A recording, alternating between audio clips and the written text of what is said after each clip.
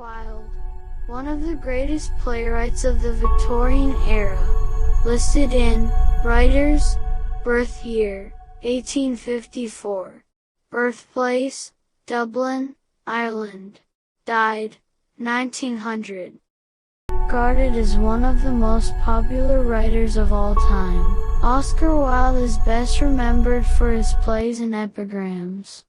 He was also one of the best-known personalities during his time, as he was popular for his conversational skills, flamboyant dressing sense, and biting wit. Imprisoned in 1895 for consensual homosexual acts, Oscar Wilde was pardoned posthumously in 2017.